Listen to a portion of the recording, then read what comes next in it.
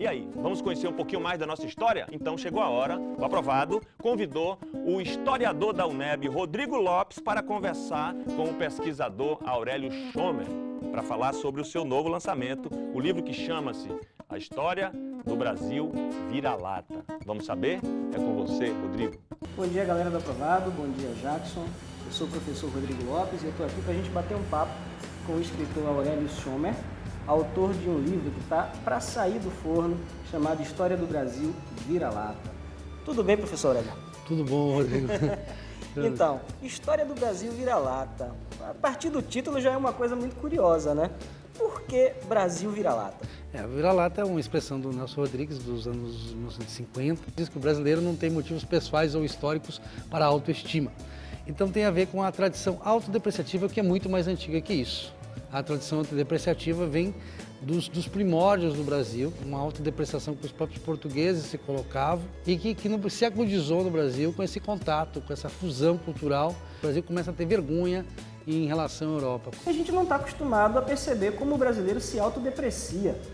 Isso é uma coisa historicamente construída? É historicamente construída desde o início, mas com a separação ela se torna muito mais forte. A começar pelo índio, quer dizer, o índio, até a separação, ele tinha em Lisboa um protetor. As mentes letradas, iluministas de Portugal consideravam o índio como igual. E tinham tido provas, no livro eu apresento várias provas de que o índio merecia essa condição de igual. E a partir da independência, as nossas autoridades, os nossos ministros, eles assumem uma postura indianista. Quer dizer, o indianismo de José de Alencar é aquela coisa, mas na prática eles passam a tratar o índio como idiota, como imbecil e passam a reclamar do azar de ter encontrado índios tão atrasados no Brasil, enquanto os espanhóis encontraram os incas, os astecas. O que me chama a atenção é que as informações que são trazidas no livro, A História do Brasil Vira-Lata, a gente não vê isso nos manuais escolares, a gente não vê isso nos livros didáticos. A que se deve, né, essa ausência, essa invisibilidade de heróis, de pessoas de destaque da etnia ameríndia ou africana, né, na nossa história? Das pessoas que criou a nossa tradição histórica foi José Veríssimo, que era um intelectual muito amigo de Nina Rodrigues. E José Veríssimo dizia que o Brasil é uma tragédia porque ele foi composto com o pior da África, o pior da Europa e o pior das Américas. E Monteiro Lobato, nessa mesma época, começo do século XX, que é o auge do racismo no Brasil, o racismo não só contra o negro, contra o caboclo, principalmente, contra o mameluco, que já era, de certa forma, majoritário, em que Monteiro Lobato escreve no estado de São Paulo que o caboclo era um nefasto parasita da terra.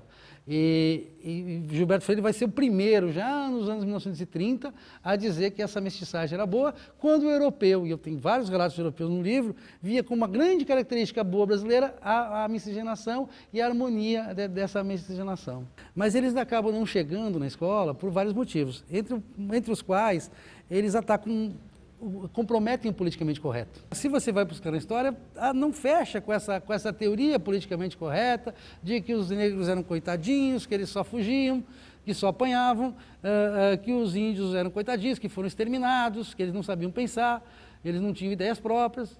E todas as teses estão mostrando que não é assim.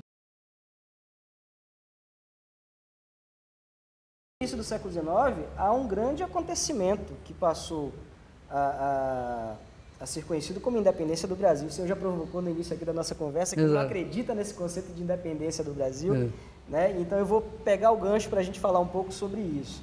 Porque a partir de 1822, quando tem-se que o Brasil oficialmente está independente de Portugal, é iniciado um processo de criação de heróis, de datas cívicas. Qual é o seu posicionamento sobre isso? O 7 de setembro, a questão ali não era a independência, certamente naquele momento não era. E não a morte também, muito menos a morte. Filho primogênito do rei faz a independência, ele se separa.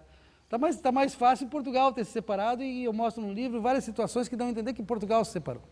Houve deputados portugueses que pregaram a separação, mais do que brasileiros. Quando os deputados brasileiros, inclusive a bancada baiana, chegam em Lisboa, no começo foi muito mais deputados metropolitanos que falaram: o senhor Brasil passe muito bem, não queremos mais negócio com vocês, que vocês são escravocratas, vocês são atrasados, vocês não são democratas. E era isso. O deputado brasileiro era um defensor, na maior parte dos casos, da escravidão. O deputado metropolitano era contra a escravidão, porque já estava abolida na metrópole. O deputado brasileiro, ele era conservador. O deputado da metropolitana era liberal, era iluminista. E a gente pinta hoje como, nunca mais o despotismo. Que despotismo? Que despotismo se em 1821 em Salvador, quando se faz uma revolta popular aqui para destituir o governador, se diz: unimos-nos a nossos irmãos portugueses contra a tirania do Rio de Janeiro. Isso em 1821. E aí querem dizer que isso era um sentimento de independência? Tiradentes, completa invenção, 21 de abril.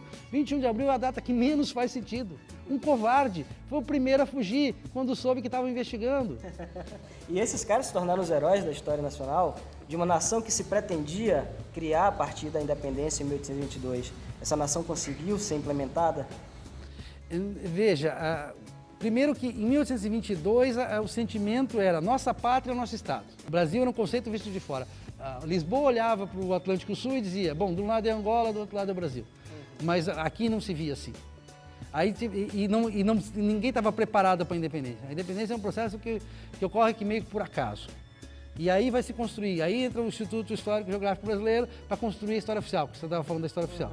Aí se começa a criar a história oficial e naquele primeiro momento no Império ainda não se cria Tiradentes, mas na República vai se criar Tiradentes, pintado como Jesus Cristo. Ninguém tem um retrato de época do Tiradentes para saber como era o rosto dele. Para gerar uma identificação. Com barba, ninguém ia para o cadafalso com barba, porque não podia, tinha que ser parado, e que morreu por nós.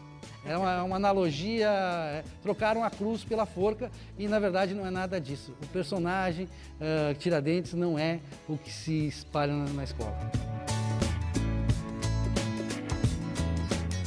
O senhor aborda um outro conceito no livro, para falar sobre essa autodepreciação do povo brasileiro.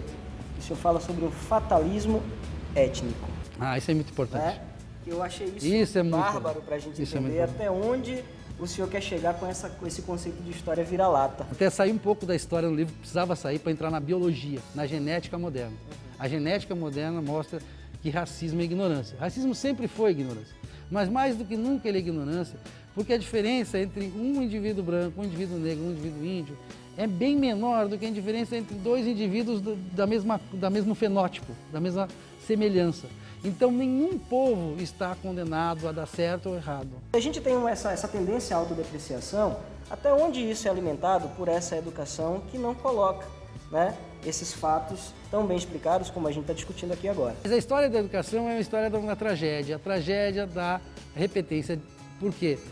Porque a repetência no Brasil sempre foi recorde mundial, continua sendo. Nós temos 25% de repetência na Bahia, é um escândalo para hoje. Significa que as pessoas não veem que o mesmo professor, o mesmo método, tudo repetido, já deu errado. Por que tenta de novo? É insensato. E era muito maior isso. Nós chegamos a ter 80% de repetência no Brasil.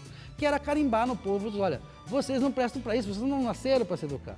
Essa raça não vai dar nada. O José Veríssimo dizia isso, Nina Rodrigues dizia isso. Essa raça pode botar na escola que não aprende. E claro, botava o carimbo nisso, as pessoas acabam acreditando no carimbo que se põe. Então, isso é fatalismo histórico.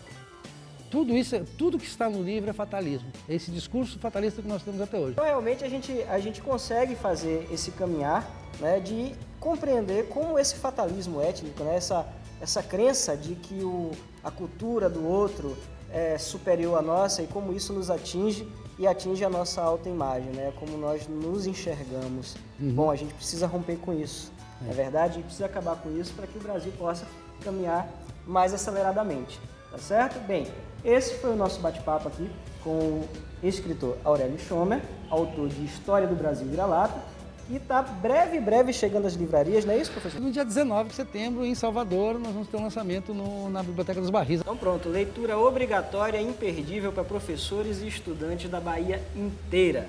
É isso aí, até a próxima, gente.